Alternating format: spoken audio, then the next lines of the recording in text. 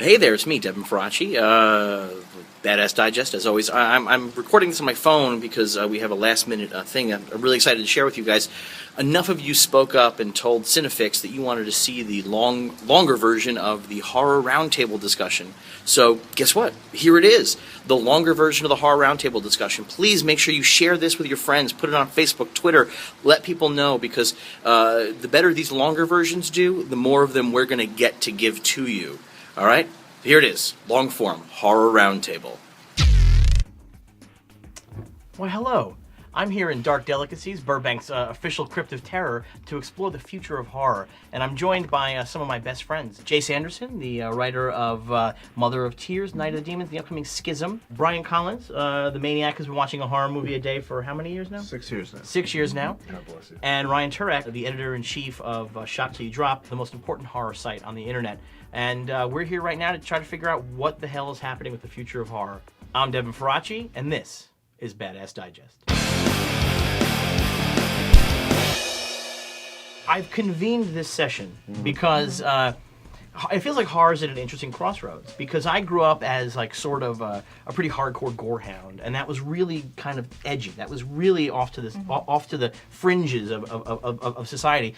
That's changed a lot. We now have a world where every single Sunday night at 9 o'clock, zombies are munching guts on prime time in front of an audience bigger than many NBC shows. Chaz Ballin would be proud. Chaz Ballin would be proud, and I think he'd be shocked. Well, I think everybody's shocked, right? Yeah. So, I mean, you guys, you're all horror experts. So, first let's talk about how we got here. How did we end up in a world where this kind of extreme gore is mainstream? On the spot, Chase, go. I am on the spot. You know, Adam and I were just talking this week about what is it that makes the zombie genre in particular so popular right now. And the one thing that zombie stories all have in common is it's the end of the world. And there's something that right now is obviously so appealing to people about that. Right. There's obviously an appetite for that kind of story. And Walking Dead, I mean, I've been watching it since the first season, and I think the gore has just they've just pushed it more. It's just more and more extreme. It's shovels through skulls and knives through eyes. I mean, Right. There's no shortage of it. And we've sort of proven with, Warm Bodies or even Zombieland, you don't have to go extreme to do a good zombie movie or a good zombie story, but the show is going extreme. People are eating it up. So that's not a pun. I guess it is a zombie pun. It is a pun, yeah. I think a lot of things have kind of helped the mainstream audience become more accepting of this. I think that, one, a lot of wars and a lot of news that's been going on around the world, a lot of death. YouTube has also opened the doors. I blame YouTube for everything. I blame YouTube for short attention spans. I also blame YouTube for people's acceptability for violence, because what do they see? They're basically a bunch of jackasses all over, YouTube doing violent things to each other. And I don't know, I think that just there's a certain sense of leniency. We don't have these big parental groups anymore like we did in the 80s, going, Tom Savini's effects are terrible and, they're the devil. So I guess the question is, where does it go now? Because once you have gut munching on cable television, the people who are making edgy movies have got to go somewhere else. You watch a movie every single day. Are you seeing people pushing it harder? No, I mean, it's funny to me because like most of what I'm seeing now is like the found footage stuff. And those are traditionally kind of tame, like they're all paranormal wannabes. So it's like, if I want to see something really extreme and hardcore, I have to turn on AMC. Because like the stuff that like is like unrated DVD, and then it's just like some like walking around an asylum somewhere with a video camera. Come on, everybody, when it comes to you, say your name. This is ridiculous. Hey, I'm just trying to make a movie here. I'm not really seeing like a rebirth of like the serious zombie stuff yet. Right. Maybe, I don't know, maybe they were like, maybe Walking Dead's a fluke. Let's give it 3 seasons before we start, ripping it off. But I think a lot of it also has to do, in terms of the violence. We had like 8 Saws, and they all did great, and those are pretty violent. We had the Hostel movies. Yeah. I think that those, after like a pretty dire period in horror in the 90s, that was also pretty light on blood, because all those, the Scream knockoffs and stuff were pretty bloodless. Well, the for most MPAA part. got pretty tough in the 90s. That was After- a really bad after Columbine period. too, yeah. And then it just, like I said, it always takes 1 or 2 filmmakers to just kind of step their foot outside that box and go, I'm gonna try this, can I get away with it? And then they get away with it, and I think that's what we saw on TV. We saw that with Frank Darabont going, let me see how far we can push this. Gail Ann Hurd and everybody else and all the other showrunners, may they rest in peace, that were involved with The Walking Dead, push those boundaries. I just saw Hannibal, the NBC series. Right. I heard that's really pretty violent. It's super violent, and it's also super violent for NBC. Right. I mean, it's good, but it's also like, wow, okay. Well, I guess Well, for you as a screenwriter, do you feel that these open boundaries, do you feel that in what you're able to get to do, or do you actually see the open boundaries and kind of want to pull back and not go as extreme? I'm interested in exploring different kinds of horror. I mean, I think that there are only so many ways you can splatter blood and split someone open with a chainsaw. After a while, that gets really boring, and I'm more interested in exploring sort of Cronenbergian body horror or uncomfortable things, sexual horror. I mean, sexuality is something that we are so conservative about, and I'm not bringing this up to pimp my own stuff, although let's pimp. that's exactly what it's going to sound like. But the movie that Adam, my husband and writing partner, and I wrote and he directed has a sex scene in it that is, the actors are clothed, and it's a heterosexual sex scene.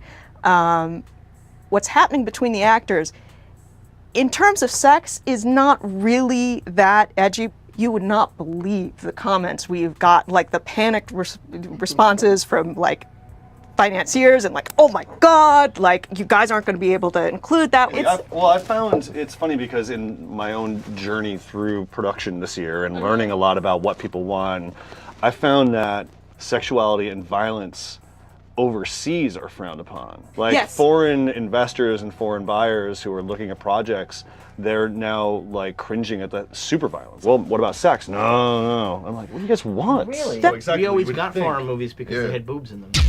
You had brought up the found footage. You see a million found footage movies. Do you think we're hitting the end of that wave? I hope so. How much more footage is there to find?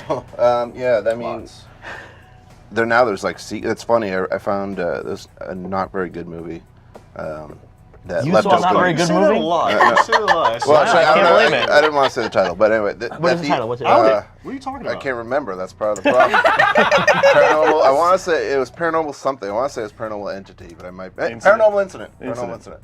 So it wasn't very good. And at the end of the review, I'm like, the end teases a sequel. Thank Christ I'll be done with this before it comes out. I was wrong. It's actually already out. It's 6 months later. There's 6/16 is Paranormal Incident 2. So I was like, great.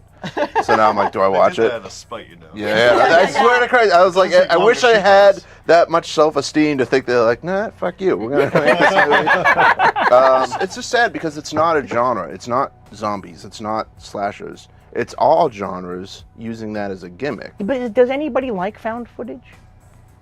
When it's done well? Yeah, they're good, you know. I mean, I liked the first Paranormal a lot. I liked 3 a lot. Cloverfield's great.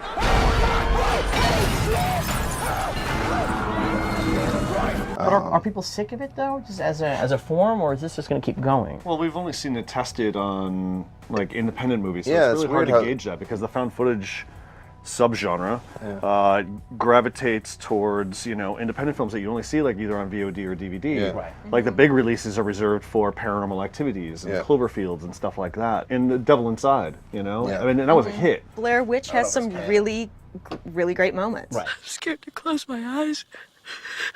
I'm scared to open them. And then Cannibal Holocaust I can't watch, but I watched it once. I've seen it like a dozen times. Yeah, I love it. It's one of my favorite movies. But that's the thing. I was a hardcore gorehound. Oh, good Lord. It's unbelievable. It's horrible. So horror is super cyclical. I mean, just the things come, they come back, and they come back in different ways. I mean, can you guys sort of see what comes around the corner? And That's then, just dangerous. You can't do that. yeah, what I would love to see an end of or a tapering off of is the reboot, remake, pre-branded phase, but that's more than just horror. that's Hollywood. That's Hollywood. Whenever anybody says like, some horror remakes are good, and then they always list the same 4, and almost all of those are like movies that the filmmakers wanted to make. Like, Right. it was something that they were passionate about, like The Blob. Like, those guys really wanted Yeah. to do a new Blob, you know, for the 80s. And now it's like, it's the backwards. The studio gets the rights and, finds somebody to do it. And that's why most of them stink, because nobody has like a burning desire to remake Prom Night. Going back to what you were saying about trying to predict stuff, it's really difficult to predict like where everything's going.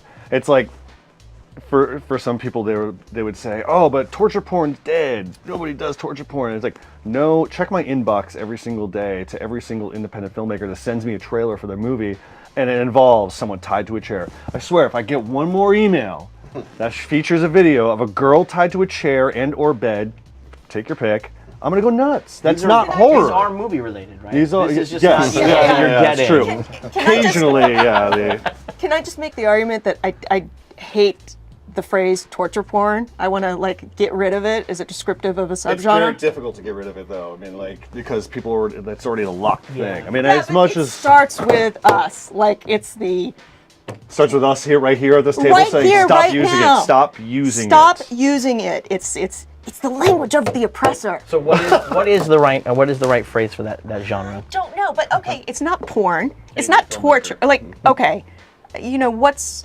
Passion of the Christ? That was torture. Right. I mean, but it's not. Torture porn is such a derogatory term. No one uses it in a positive way. Oh, I want to go see a torture porn movie. But I mean, I see these videos and I see these Crush trailers, but video it also is, feels ew. Torture Some of porn. it's actually accurate. Don't you dare bring up bronies.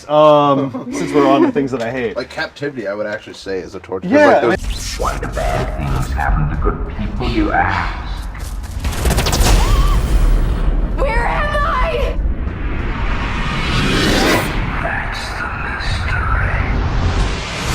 See, I actually had this perception on torture porn, which is I like the idea of calling it that and making it disreputable and gross. Yeah, I don't want horror to be reputable. I mean, like, there's something cool. There's something cool about like Silence of the Lambs going to the Oscars and everything like that. But on some level, I want horror to upset everybody's mom. I do want the mom groups to We don't complain. have that anymore. We definitely don't have that anymore. Horror fans are the best fandom in the world because they're sort of the most open-minded and they're the most booster-oriented.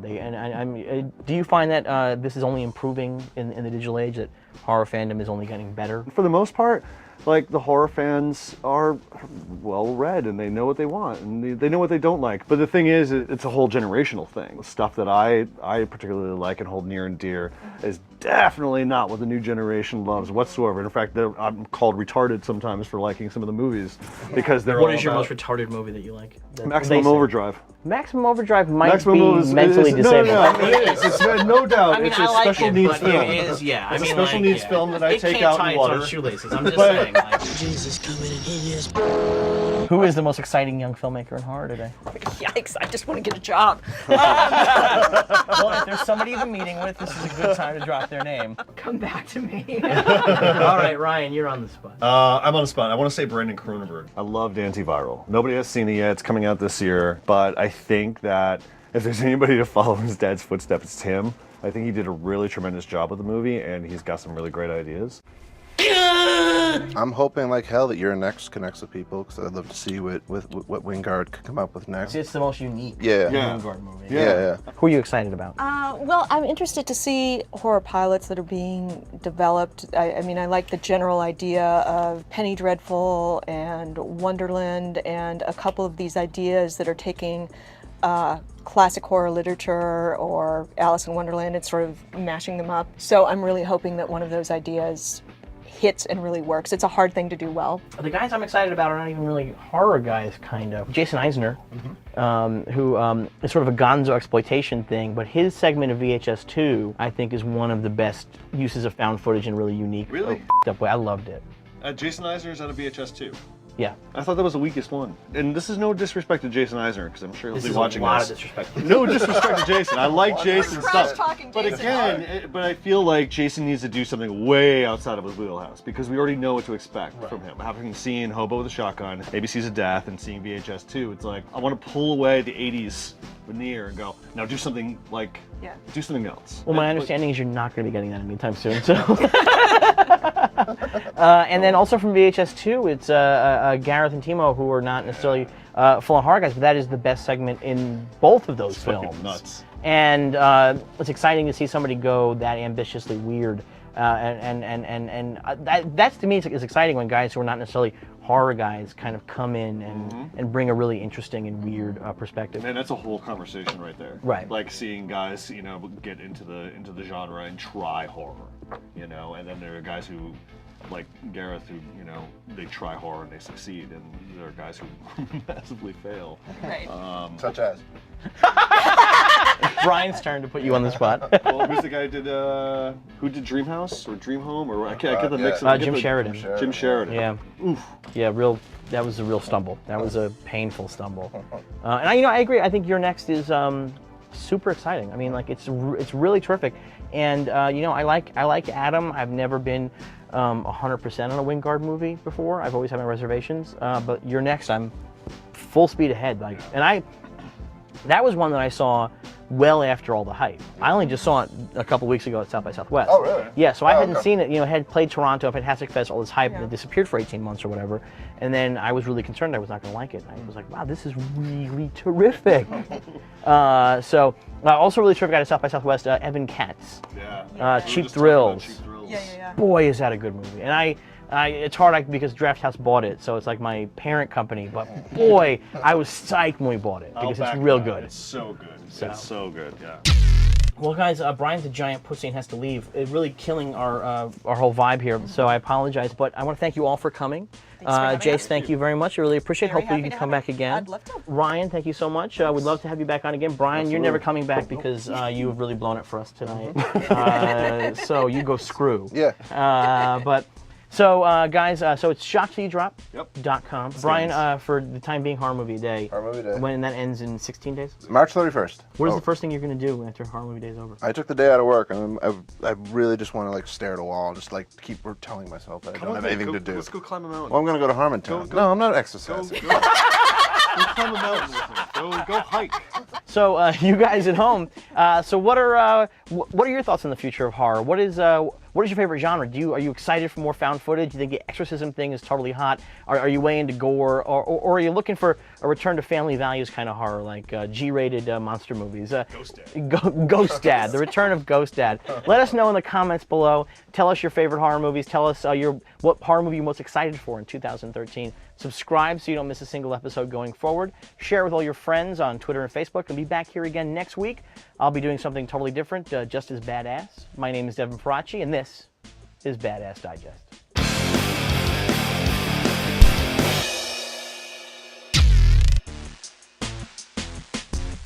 Get your film fix. Subscribe to Cinefix.